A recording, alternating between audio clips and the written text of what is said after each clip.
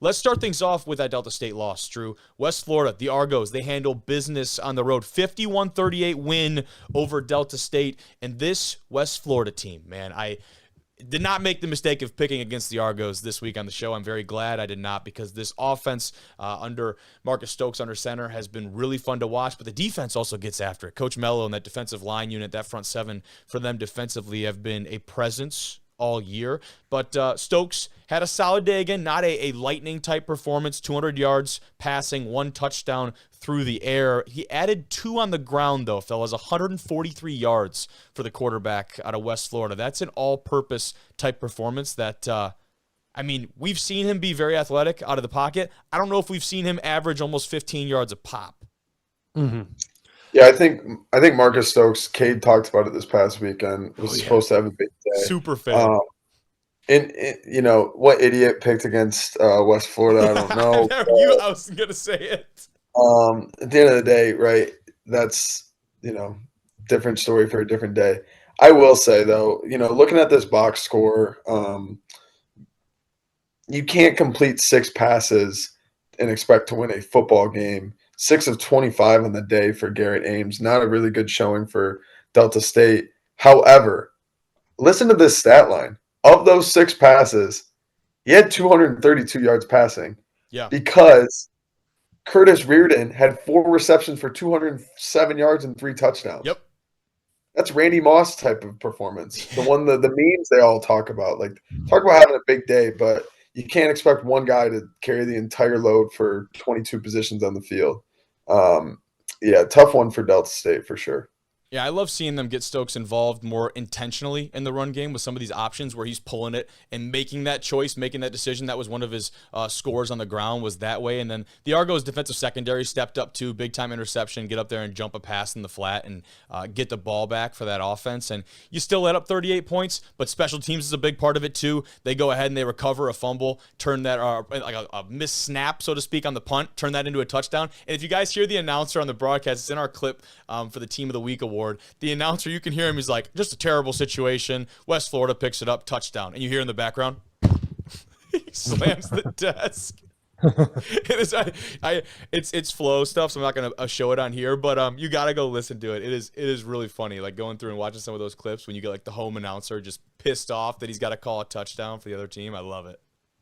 And you know what? This West Florida team, this is their 3rd win of the season over a top 25 opponent, which is huge. Yeah. They didn't just cruise through an easy schedule. This is a true 9-0 team. They're tested. They can hit you. They can run the ball. They can pass the ball. And they have a good defense. This is going to be a scary team to watch out for the playoffs.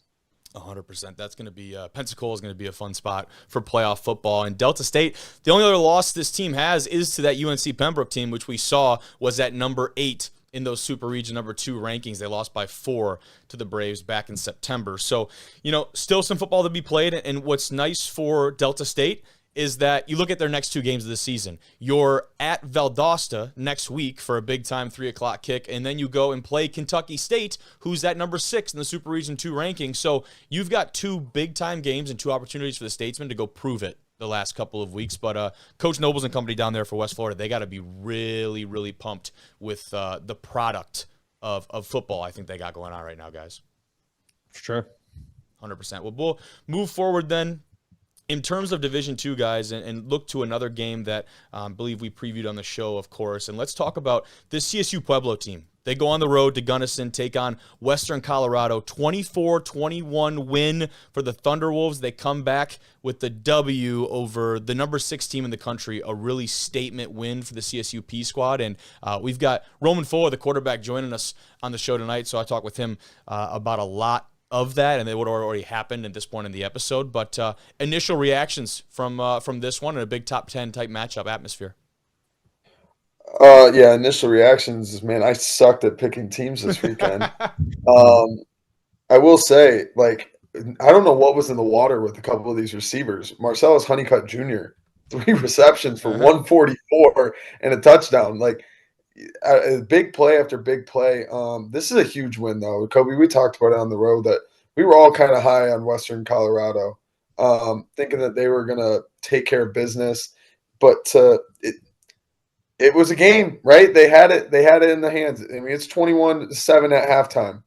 and you get outscored 17-0 in the second half. Like that one has just got to be an absolute gut punch of a loss, right?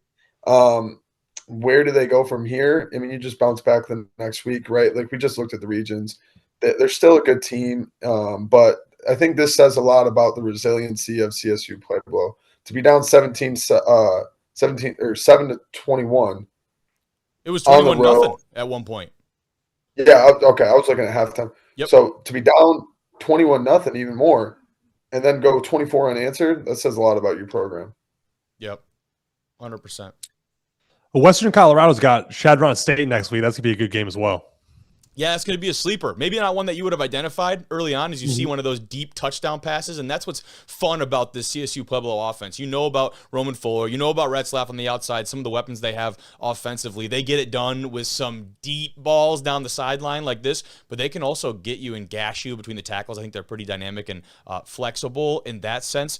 Their streak of RMAC wins now, 23 consecutive games winning inside of the conference. That's hard to do in any conference. This team's done obviously a very good job of that. 14 straight road wins for the Thunderwolves. That is the longest active conference and road win streaks in Division II football, boys. That's an impressive stat.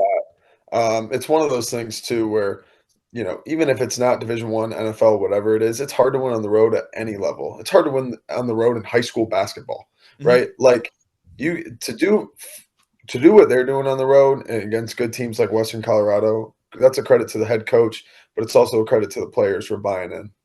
100%. And that, big, I'm not going to say unsung play, but one of the big guys interior for a field goal late in the game, fourth quarter, goes up and gets a mid on it and blocks it from Western Colorado. And that was, you see the final score, like that's a big time play in this one. And this one, you talk about it being able to bounce back for the Pack was really big in this. So big time win for CSU Pueblo. Again, that only loss was to Fort Hays State early in the year, and they've certainly rebounded in a big way. But we had a big one in the GMAC. We were down there. We saw this one in person. Findlay, they come out on top. Kings in the North, Drew. Yeah. Okay, well, can we say too, like shout out Northwood, but Kings in the North, I mean, what are we talking about? We're in Midland. I think it's just because I think Northwood's the most northern team in the GMAC. Are they? Okay. Yeah, if you really think about it from like a geographical standpoint. They also have North in the name. That kind of gives it away. But at the same time, I don't think anybody when they beat Northwestern is saying Kings of the North. You know what I mean?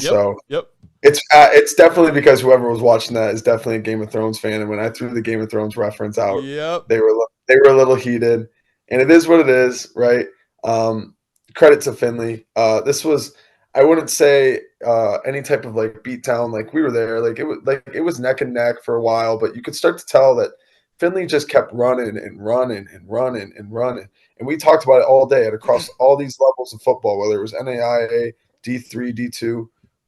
I said it: run the damn ball, run the damn ball, run the damn ball. And the team that was able to run the damn ball and on Saturday was Findlay, right? Like Northwood just could not get anything going offensively. They only had 64 yards rushing to Findlay's 215.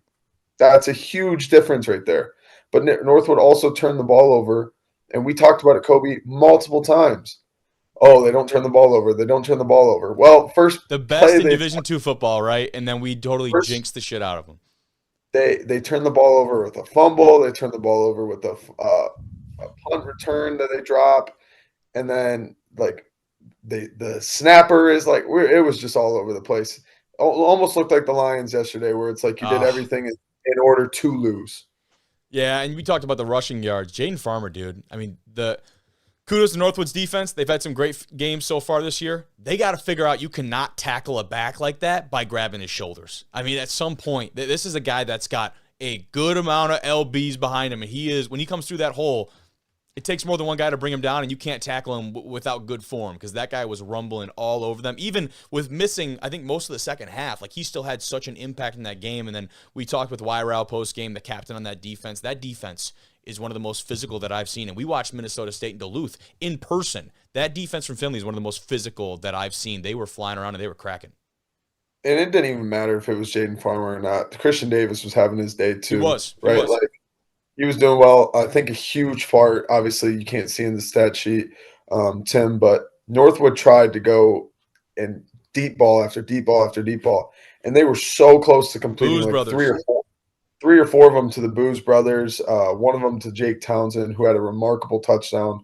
Kobe got it live during the game, which was really cool. But Oh yeah, that clip you is know, nuts. I'll have to pull it up. three or four of those connect. This is a completely different game. But at the end of the day, you're always 3 to 4 plays away from being the winner or the loser. And in this case, they were the loser. Credit to Finley and credit to the Coach Allen. Correct. Yep, Um, Corey Allen. obviously, Coach B made me want to run through a wall. Yeah, that But moment was incredible. Coach Allen, I've been seeing a lot of stuff post game. My phone's definitely listening to me. He's popping up on my Instagram reels now, and I'm like, all right, I could see why his team gets behind him even more now. Yeah. 100%, man. Yeah, that was a very good game. Definitely one that lived up to the hype in terms of what we had come to expect from those two teams, fellas. But